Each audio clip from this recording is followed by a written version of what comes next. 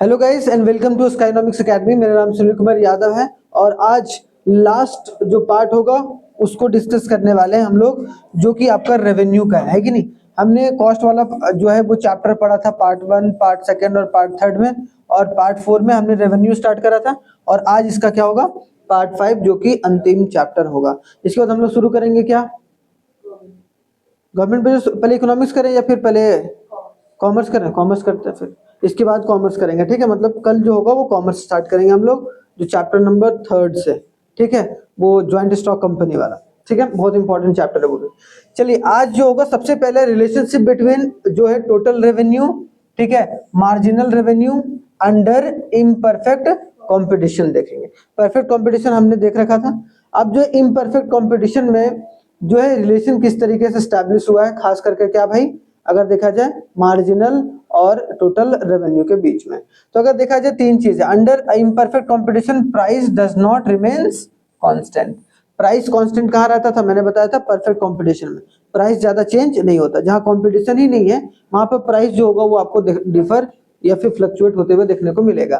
तो यहाँ क्या बोला, व्हेन मार्जिनल रेवेन्यू फॉल्स। अब बस वही याद रखना जो मार्जिनल प्रोडक्ट वाले में था। जब मार्जिनल रेवेन्यू क्या हो रहा है, फॉल हो रहा है। क्या हो रहा है भाई, मार्जिनल रेवेन्यू हमारा क्या हो रहा है, फॉल हो रहा है।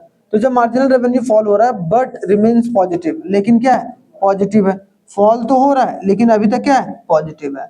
तब एक तरीके से total revenue increase at a diminishing rate. Increase तो करेगा लेकिन डिमिनिशिंग रेट पर। ठीक है, पहला पॉइंट कब, इम्परफेक्ट कंपटीशन में, जब टोटल रेवेन्यू और मार्जिनल रेवेन्यू के रिलेशन के बारे में बात होगी। दूसरा जब है when marginal revenue reaches zero. जब मार्जिनल रेवेन्यू क्या होगा, जीरो पर एक तरीके से पहुंच जाएगा। तब एक तरीके से जो टीआर होगा वो मैक्सिमम होगा और कांस्टेंट हो जाएगा। तो हमें दूसरा क्या याद रखना है कि जब मार्जिनल रेवेन्यू जो होगा वो हमारा जीरो हो जाता है तो टोटल रेवेन्यू हमारा क्या होगा, मैक्सिमम होगा। ठीक है, और वहां क्या क्या देखने को मिलेगा, वो कांस्टेंट। ठीक है, अब इसको बिना याद किए हुए कोई चांस है नहीं। ठीक है, आप कितना भी समझने की कोशिश करो, थोड़ा बहुत तो आपको याद करके चलना ही चलना पड़ेगा। आगे आ जाए, when marginal revenue becomes negative. जब मार्जिनल रेवेन्यू नेगेटिव होगा तो ये क्या करेगा भाई, टोटल रेवेन्यू फॉल्स। वहां भी होता था, टोटल प्रोडक्ट फॉल होता था तब ये नेगेटिव में चला जाता था। सेम चीज, बस वहां पर एक इंक्रीजिंग रेट और डिक्रीजिंग रेट वाला था। यहाँ पर सिर्फ क्या है, डिमिनिशिंग रेट की। इंक्रीज तो करेगा, टीआर इंक्रीज तो करेगा लेकिन कौन से रेट पर, डिमिनिशिंग रेट पर। ठीक है, डिमिनिशिंग रेट पर। ठीक है, और एमआर जो है वो डिक्रीज तो करेगा लेकिन पॉजिटिव रहेगा। कब तक, जब ये डिमिनिशिंग रेट तक बढ़ता है। जैसे ही एमआर जीरो हुआ, टोटल जो रेवेन्यू मैक्सिमम। जैसे ही ये नेगेटिव हुआ, एमआर क्या होगा, ये नेगेटिव हुआ, एमआर नेगेटिव हो गया। तो एमआर अगर नेगेटिव हो जाएगा तो हमारा टोटल रेवेन्यू होगा वो क्या होगा, फॉल करेगा। समझ में आ गया पहला, इन दोनों के बीच के रिलेशन में। आगे आ जाते हैं भाई, producer equilibrium under a perfect competition, या फिर बोला जाए एंड इम्परफेक्ट कंपटीशन, कि प्रोड्यूसर इक्विलिब्रियम स्थिति पर कैसे आता है। हमने तो ये देख लिया भाई दोनों के बीच, सबके बीच में रिलेशन क्या होता है। अब इक्विलिब्रियम किस स्थिति पर आता है, तो याद रखना कि इक्विलिब्रियम वैसा स्थिति होता है जहां पर प्रोड्यूसर को सबसे ज्यादा मैक्सिमम प्रॉफिट हो। ठीक है, एक बात ये याद रखना। अब मैक्सिमम प्रॉफिट कब होगा उसके बारे में हमें, मैक्सिमम प्रॉफिट तब होता है जब गैप ज्यादा होता है टोटल कॉस्ट और मार्जिनल कॉस्ट के बीच में। ठीक है, अब आगे देखो, goal of the producer, the profit is the ultimate aim of the business. Simple सी बात है, कोई भी अगर बिजनेस कर रहा है तो वो किस लिए कर रहा है, प्रॉफिट के लिए। अगर प्रॉफिट नहीं होगा तो वो बिजनेस करेगा ही क्यों, सिंपल सी बात है। तो therefore all economic decision of the firm generally target towards the maximisation of the firm's profit, कि प्रॉफिट मैक्सिमाइजेशन के ऊपर फोकस करेगी। कौन, प्रॉफिट मैक्सिमाइजेशन के ऊपर। ठीक है, मैक्सिमाइजेशन के ऊपर फोकस किया जाएगा कोई भी कंपनी के द्वारा। ठीक है, क्योंकि अल्टीमेट गोल ही है उसका प्रॉफिट कमाना। आगे देखो नेक्स्ट, कि प्रोड्यूसर जो इक्विलिब्रियम है, what do you mean by producer equilibrium. Producer equilibrium refers to a situation in which a rational producer maximise its profit and minimise its loss. कि equilibrium कब होगा, कि वो मैक्सिमम प्रॉफिट कमाए। Simple सी बात है, maximum profit and minimum loss, बस ये दोनों चीज। अगर मिनिमम लॉस, ये दोनों टारगेट रहता है अगर ये दोनों फुलफिल हो रहा है, मैक्सिमम अगर प्रॉफिट कर पा रहा है और मिनिमम अगर लॉस कर पा रहा है, मतलब कि प्रोड्यूसर किस स्थिति में है, इक्विलिब्रियम स्थिति में देखने को मिलता है। ठीक है, जो कि इंपॉर्टेंट भी है। समझ में आया? ठीक है, आगे आ जाओ भाई। नेक्स्ट क्या देखने को मिलता है? It is also known as profit maximisation situation.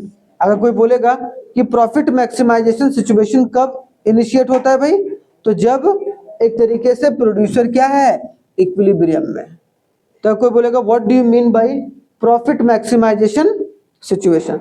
तो प्रॉफिट मैक्सिमाइजेशन सिचुएशन उन सिचुएशन को बोलते हैं जब एक प्रोड्यूसर इक्विलिब्रियम में होता है। और एक प्रोड्यूसर या जो कोई प्रोड्यूस कर रहा है कोई भी चीज का, वो कब वो इक्विलिब्रियम में होगा या बैलेंस में होगा, जब वो प्रॉफिट को मैक्सिमाइज कर पा रहा है और लॉस को मिनिमाइज कर पा रहा है। ठीक है, सिंपल से। तो दो अप्रोच होता है प्रोड्यूसर के इक्विलिब्रियम को बताने के लिए। ठीक है, जैसे कि आपको देखने को मिलेगा टीआर और टीसी अप्रोच, कि total revenue and total cost. ठीक है, इन दोनों के अप्रोच के हिसाब से हम ये बताएंगे कि प्रोड्यूसर इक्विलिब्रियम कहाँ होगा। बहुत बार सवाल पूछा गया है, बहुत इंपॉर्टेंट है। दूसरा जो अप्रोच है मार्जिनल रेवेन्यू और मार्जिनल कॉस्ट जो अप्रोच। अब देखो भाई, यहाँ पर सबसे पहले हम लोग देखेंगे producer equilibrium using total revenue and total cost approach under perfect competition. अब ये सब एक एक करके टर्मिनोलॉजी याद करके चलना है, हमें कंफ्यूजन नहीं होना चाहिए। यहाँ क्या बोला भाई, परफेक्ट कंपटीशन। अब परफेक्ट कंपटीशन मार्केट वैसा मार्केट होता है जहां पर प्राइस क्या देखने को मिलता है, ज्यादा फ्लक्चुएट नहीं करता है। ठीक है, अब यहाँ समझना कि परफेक्ट कंपटीशन मार्केट के अंदर जो है वो टोटल रेवेन्यू और टोटल कॉस्ट के माध्यम से या मीडियम से कैसे एक प्रोड्यूसर जो है इक्विलिब्रियम के सिचुएशन तक पहुंच सकता है, जहां से वो प्रोड्यूसर मैक्सिमाइज कर पाए अपनी प्रॉफिट को। अब बोला कि under perfect competition market total revenue is upward sloping. याद रखना, टोटल जो रेवेन्यू रहेगा वो देखो यहाँ टोटल रेवेन्यू हमेशा क्या रहेगा, अपवर्ड। क्योंकि हमेशा क्या होता है, उसकी प्रोडक्ट जो है बिकते रहेंगे। ऐसा नहीं होगा परफेक्ट कंपटीशन में कि आपका एक भी माल नहीं बिकेगा, बिकेगा और हमेशा आपका बिकता रहेगा। बहुत कम ही बार ऐसा होता है कि जब आपने प्राइस में कुछ छेड़छाड़ कर दिया तभी कोई दिक्कत होगा। जनरली परफेक्ट कॉम्पिटिटिव मार्केट में प्राइस की छेड़छाड़ नहीं होती है, जिसकी वजह से टोटल रेवेन्यू मतलब जो कंपनी जो पैसा कमाती है कोई भी प्रोडक्ट या सर्विस को बेचकर, वो हमेशा कुछ ना कुछ होता रहता है। ये देखो, मान लो कि सिंपल सी बात है, एक गली मोहल्ले में 4 दुकानें हैं राशन की। राशन जनरली वो कौन सा परफेक्ट कंपटीशन का मार्केट है भाई, तो राशन कहीं ना कहीं उसमें कस्टमर तो टपक ही जाएंगे। ऐसा नहीं होगा कि वो दुकानदार दिन भर में कुछ नहीं कमाया, बहुत कम चांस है, बहुत मिनिमम चांस है कि ऐसा कुछ हो, है कि नहीं। तो उसका रेवेन्यू कुछ ना कुछ तो पैसा आएगा फिर बेचने से, और जो बेचने से पैसा आता है वो हम लोग क्या बोलते हैं, उसको रेवेन्यू बोलते हैं। अब यहाँ समझो, अपवर्ड स्लोपिंग होगा सबसे पहली बात। A firm is said to be an equilibrium when producer maximise his profit. हमने क्या पढ़ा कि भाई एक फर्म इक्विलिब्रियम में या फिर एक प्रोड्यूसर इक्विलिब्रियम में कब होगा, जब वो अपनी प्रॉफिट को मैक्सिमाइज कर रहा है, जब वो पैसा बहुत ज्यादा कमा रहा है, प्रॉफिट। दैट इज, जो प्रॉफिट कब कहलाता है भाई, टोटल रेवेन्यू और टोटल कॉस्ट इज मैक्सिमम। मतलब क्या कि जो टोटल रेवेन्यू और जो टोटल कॉस्ट है वो मैक्सिमम पर पहुंच जाए। अब यहाँ पर अगर देखा जाए तो यहाँ पर क्या बोला गया, द प्रोड्यूसर जो इज। अब एक बात यहाँ पर, यहाँ थोड़ा सा ना उल्टा हो गया, इसको ऐसे कर लो, profit is equal to total revenue minus total cost, है ना। कि जितना टोटल कॉस्ट लगा और जितना टोटल रेवेन्यू आया उससे क्या निकल गया, अब प्रॉफिट। अब प्रॉफिट को जब मैक्सिमाइज करेगा तो प्रोड्यूसर क्या होगा, इक्विलिब्रियम में। ठीक है, जितना पैसा बेच के कमाया और जितना पैसा लगा है उन दोनों को माइनस कर दिया तो प्रॉफिट निकल के आ गया। ठीक है, तो producer will be in equilibrium कब होगा, at a point A say A1। मतलब जब ना ये जो टोटल रेवेन्यू और जो टोटल कॉस्ट का जो कर्व है उनके बीच में जब मैक्सिमम गैप होगा, देख रहे हो मैक्सिमम गैप आपको कहाँ देखने को मिल रहा है, ए से लेकर A1 के बीच में, देख रहे हो। तो याद रखना है कि टोटल रेवेन्यू शुरुआत में जो होगा वो टोटल रेवेन्यू ऐसे होगा, टोटल कॉस्ट जो होगा, कॉस्ट ऊपर नीचे जाते रहता है, क्योंकि रॉ मटेरियल का कॉस्ट कभी नीचे कभी कम, कभी जो वेजेस है वो कम कभी ज्यादा, तो उसके हिसाब से कोई भी चेंजेस होते रहता है। जिसकी वजह से अगर कोई बोलेगा कि भाई बताओ कि जो टीआर और टीसी के माध्यम से या फिर मीडियम से कैसे प्रोड्यूसर इक्विलिब्रियम होगा, तो आप बता सकते हैं कि जब दोनों के कर्व के बीच में मैक्सिमम गैप होगा, ठीक है, तो producer will be in equilibrium at point A say A1 where the gap between TR and TC are maximum. यहाँ पर क्या है, जो गैप है वो क्या है, मैक्सिमम है, और ये मैक्सिमम गैप जो बन के आया है उसको हम लोग क्या बोलेंगे, प्रोड्यूसर इक्विलिब्रियम में है। इस स्थिति में जब गैप मैक्सिमम है, यहाँ पर नहीं है, यहाँ पर नहीं है, मैक्स यहाँ पर है प्रोड्यूसर इक्विलिब्रियम पर। समझ में आया? तो ये ग्राफ जब बनाया जाता है तो एक तरीके से आपको समझ में आना चाहिए, अगर किसी भी कंपनी का ग्राफ अगर इस तरीके का है कि टीसी नीचे है, टीआर ऊपर है, इन दोनों के बीच में गैप ज्यादा है, जैसे यहाँ गैप कम है, यहाँ गैप कम है, यहाँ गैप कम है, यहाँ गैप कम है, सबसे ज्यादा गैप इन दोनों के बीच में ही है, इसकी वजह से वहां पर क्या है, प्रोड्यूसर इक्विलिब्रियम स्थिति में देखने को मिलेगा परफेक्ट कंपटीशन में।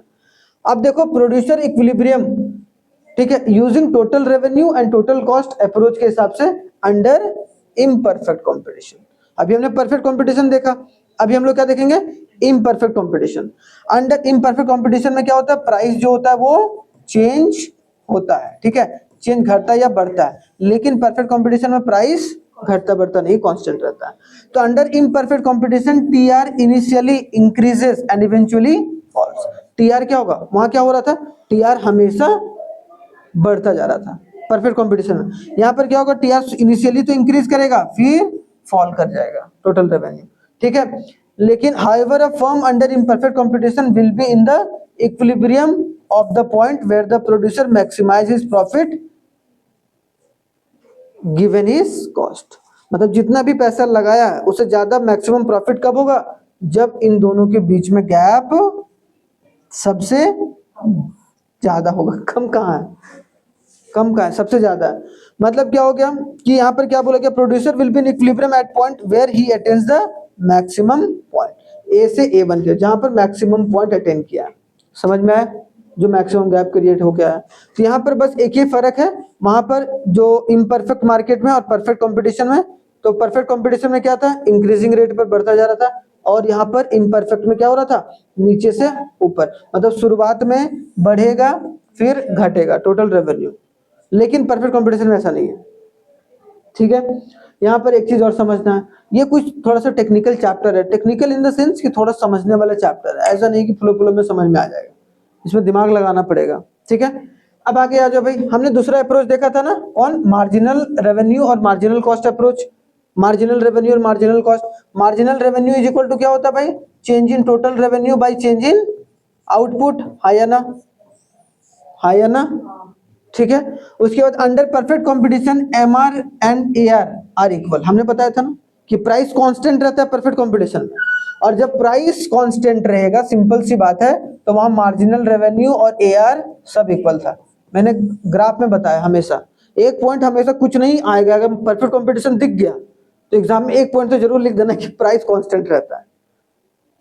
परफेक्ट कंपटीशन में प्राइस ऊपर नीचे बहुत कम होता है, ना के बराबर होता है। दे आर हॉरिजॉन्टली, मतलब they are horizontal line parallel to the X axis. X axis मतलब ये price constant, A is equal to M R is equal to A R, और जिसके तहत ये एक्स एक्सिस होता है भाई, और ये हमारा वाई एक्सिस, तो ये पैरेलल किसके होगा, देखो ये वाला पैरेलल एक्स एक्सिस के होता है।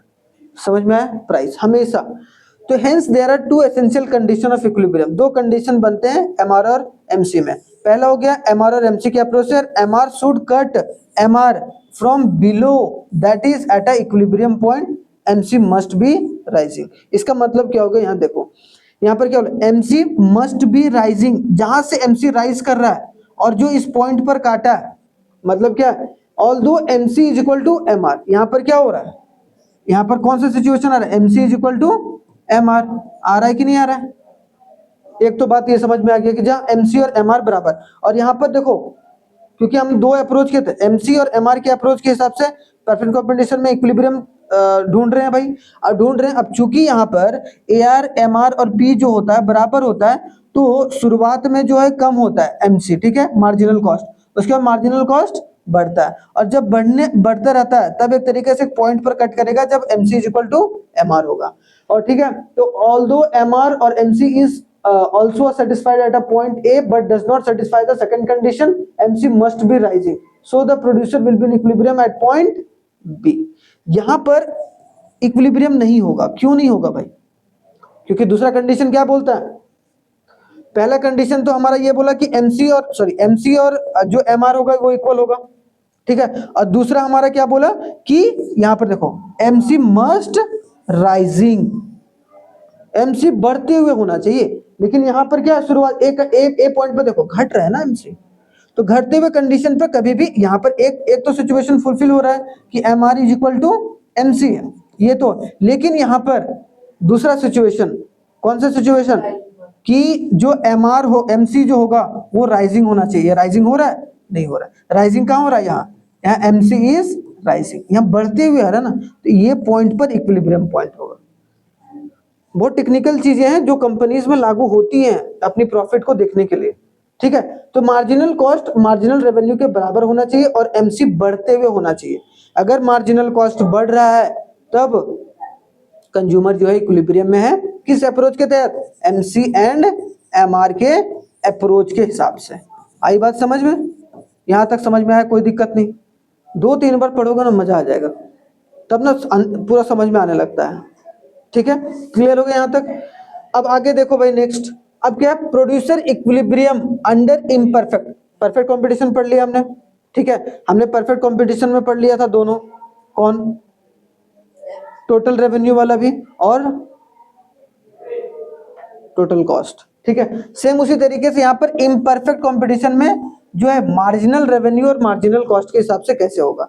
अब समझो, under imperfect competition AR and MR curves are downward sloping, दोनों एआर और जो एमआर कर्व होगा वो दोनों क्या होगा, डाउनवर्ड स्लोपिंग होगा हमेशा। इम्परफेक्ट कॉम्पिटिटिव मार्केट कैसा मार्केट होता है, जहां पर प्राइस प्रोडक्ट के चेंज होते हैं, जहां नहीं होते हैं that is called the perfect competition.